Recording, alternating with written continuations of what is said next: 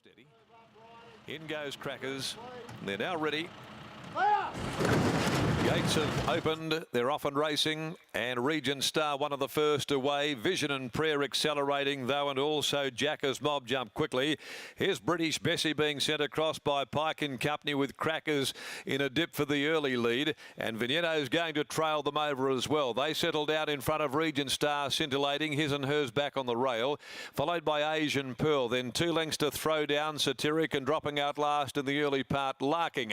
Up onto the Matheson Road side of the track. 1600 to travel. Crackers worked its way to the lead. Vignetto working around them now. Looks to get up there into second spot. Vision and Prayer will be third in the box seat.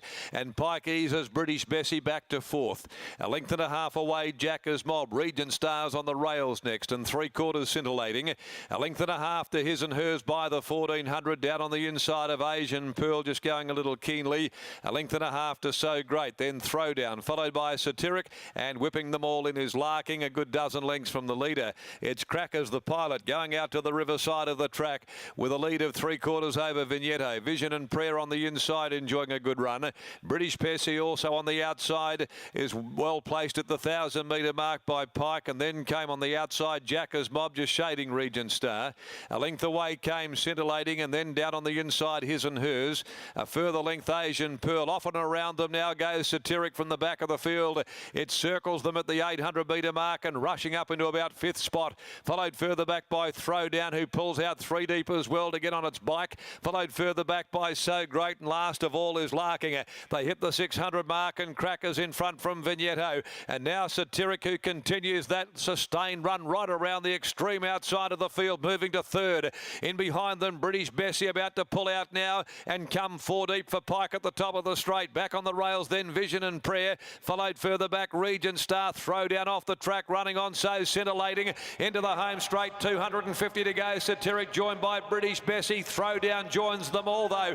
Throwdown and British Bessie come together. Throwdown on the outside draws about a half a length in front. It's Throwdown, British Bessie fighting tooth and nail, but Throwdown's going to prevail. Throwdown scored from British Bessie. Third Jacker's Mob above the heads. Regent Star. Satiric was a big run. Scintillating is next. Followed further back by His and Hers and Asian Pearl. On the rails to Crackers. Then So Great. Larking next home. Vision and Prayer, and Vignetto had whipped them all in. Throwdown ridden by Brandon Louis, making a habit of winning these distance races. Throwdown getting the better of British Bessie, number 2 Throwdown over the final part. And Jacker's Mob will probably just get the bob for third placing. But Throwdown back and around them wide on the home corner. The pace was on. They did string out early, and then the pressure was coming again with Satiric from last. Made that sustained run right around the extreme outside of them to make sure that the pressure was going to be on at least over the last 600 or 700. And then it was Throwdown who delivered the knockout blow for the Stephen Miller stable. By Hallebeck from Toy of War for Mungrub Stud. Brandon Louis aboard. Second placing to British Bessie by Dick Turpin from British Version, Sharon Miller and W. Pike. And third Jacker's Mob by War Chant from Steely Gaze, trained by Brett Pope and ridden by Troy Turner. Interesting family connections there with the first 3 horses home with the trainers that represent those horses that have run 1, 2 and 3. Race 6, the Graham Moss Life Member Handicap will be at 5 after 4 over the 1600 metres, and no changes there. Okay, well, we'll get down to Gareth, and catching up with him at the moment is winning trainer S.J. Miller. Gareth Hall with us at the moment too, and young Brandon Louis, he's making a real habit of winning these middle distance races in recent times. Yeah, the Brandon Louis, S.J. Miller combination, lethal these days. And I'll tell you what, that was a good ride by the kid. He didn't panic out of the straight. He was about 2nd to 3rd last from gate number 1, but he made his move at the right time, and your horse did the rest. Yeah, he did. He rode him very well. He listened to the instructions, and he drew a difficult barrier, drawing 1, and the horse gets back, and the only thing he can do is stay, and he sort of got him out into the clear and wound him up, and he hit the line pretty good. Have you always had an opinion of this horse as a stayer? Yeah, look, he had his first start in a 1900-metre race, and that's all he can do. He can stay, you know. And probably got a bit of a future, considering what he can do. You know, he can get over a long journey, and hopefully he'll pick up a Saturday race. Were you confident going into today? No, not after the race before. You know, a couple of my horses aren't going really good, so... but, you know, like this horse's runs this time in have been pretty good. Might be one worth to follow, maybe setting for that Western Australian Cup in just under 12 months' time now, SJ. I think he probably... I wouldn't have a problem with the distance, because he'd be able to get the distance, not a problem. Well done, SJ.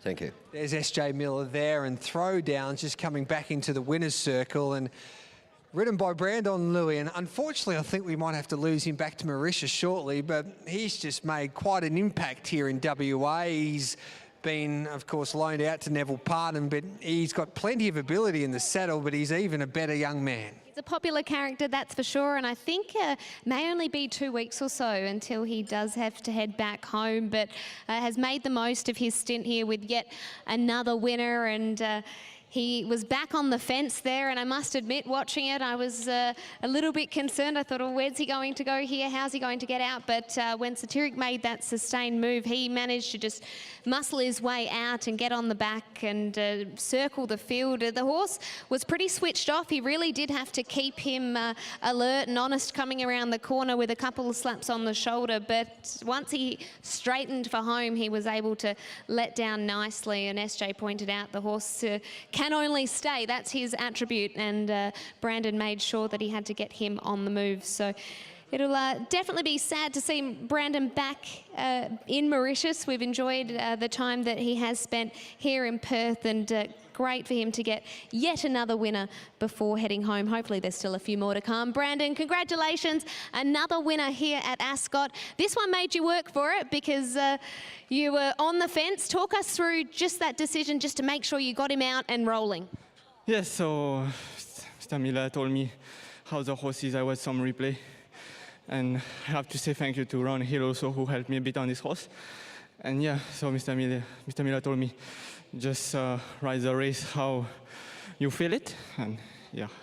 When you came to the corner, once you were able to get on the back of Satiric and come out wide, you seemed to really have to ask him for a bit of effort. Did it take him a little while to reach top gear?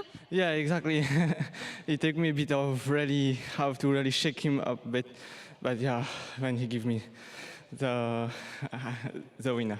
Now, how long is it until we lose you back to Mauritius? 1 week. Only 1 week. It's going to definitely be sad to see you go, but glad to see you in the winner's circle yet again. Well done, Brandon. Thanks, Brittany. Well done to Brandon Lewis there. Great ride aboard Throwdown, who wins in good fashion to over the 2,200 metres today for SJ Miller. Time for a quick break here on Sky Thoroughbred Central. On the other side of it, Richard Freeman is back with his team for News Central.